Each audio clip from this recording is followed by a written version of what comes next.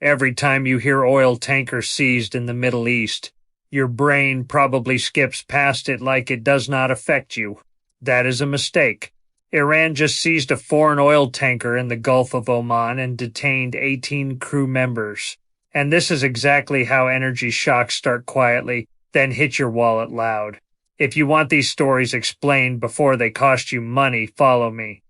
Here is what is really happening. Iran sells fuel at some of the cheapest prices on Earth because of heavy subsidies. When fuel is that cheap, people do not just drive more. They smuggle it. 6 million liters of diesel on one ship can turn into millions in profit once it crosses a border. Iran says this tanker shut off its navigation system, ignored stop orders, and tried to run. That tells you this was not a paperwork mistake. This was a business. But zoom out. This seizure did not happen in a vacuum. Days ago, the United States seized an Iran-linked tanker near Venezuela. Now Iran grabs one in the Gulf. No one calls it retaliation. Everyone understands the signal. This matters because the Strait of Hormuz is not a random stretch of water.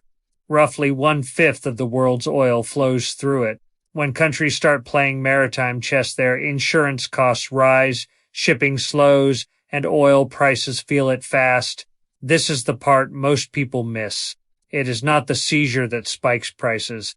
It is the uncertainty. Markets price fear before facts. If this clicked for you, comment oil and I will break down how these tensions actually flow into gas prices, inflation, and your cost of living. Here is the opportunity hiding in the chaos. People who understand second-order effects do not panic. They position. Energy shocks ripple into stocks, currencies, and consumer prices long before the headlines catch up.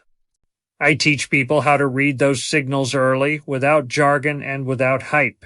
I have a simple breakdown waiting that shows what usually happens next, where money moves first, and how to stay ahead instead of reacting late. The reason to act now is simple. Once prices move, the edge is gone. What happens next is predictable. More inspections, more seizures, more tension, and more volatility. If you want the full breakdown and the playbook I use, hit the link in my bio before the next headline makes this obvious to everyone else.